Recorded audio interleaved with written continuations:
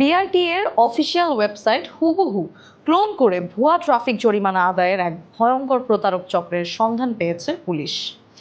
গাড়ির মালিকদের মোবাইল ফোনে আইনি ব্যবস্থার ভয় দেখিয়ে এবং জরিমানায় ছাড়ের লোভ দেখিয়ে লাখ লাখ টাকা হাতিয়ে নেওয়া এই চক্রের 3 সদস্যকে গ্রেফতার করেছে অপরাধ তদন্ত বিভাগ।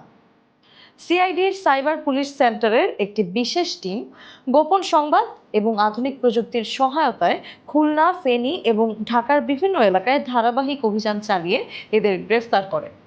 গ্রেফতারকৃত ব্যক্তিরা হলেন খুলনার মোহাম্মদ রাব্বি শেখ, ফেনীর মোহাম্মদ রিয়াদ হোসেন এবং ঢাকার দক্ষিণ খানের মোহাম্মদ সাজ্জাদ হোসেন। প্রাথমিক জিজ্ঞাসাবাদে তাদের এই ডিজিটাল জালিয়াতির সাথে সরাসরি জড়িত থাকার কথা স্বীকার করেছেন।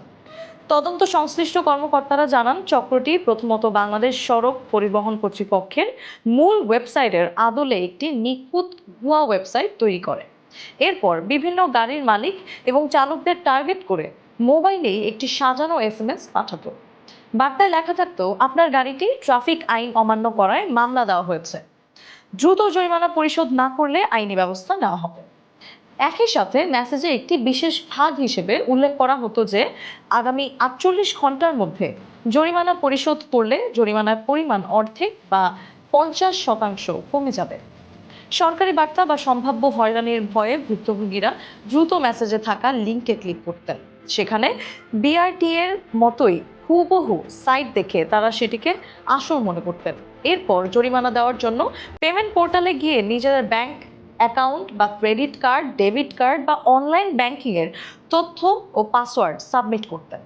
ঠিক এই সুযোগেই প্রতারক চক্রটি ভুক্তভোগীর ওটিপি এবং ব্যাংকিং ডেটা হাতিয়ে নিয়ে অ্যাকাউন্ট খালি করে ফেলত। মামলার এজাহার অনুযায়ী একজন ভুক্তভোগী তার 3,000 টাকার ভুয়া জরিমানা মেটাতে গিয়ে এই চক্রের ফাঁদে পড়েন। তিনি ছাড়ের লোভে ব্যাংকের কার্ড এবং ওটিপি দেওয়ার মাত্র কয়েক মিনিটের মধ্যেই তার অ্যাকাউন্ট থেকে 3 লাখ টাকা উধাও হয়ে যায়।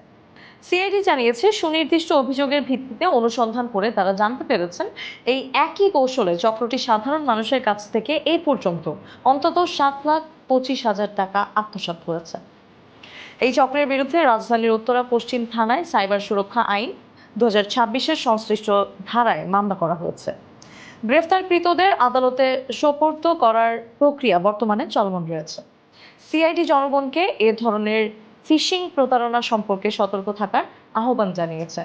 সরকারি প্রতিষ্ঠানের নামে পাঠানো কোনো এসএমএস বা লিঙ্কের সত্যতা অফিসিয়াল মাধ্যম থেকে যাচাই করার পরামর্শ দেওয়া হয়েছে।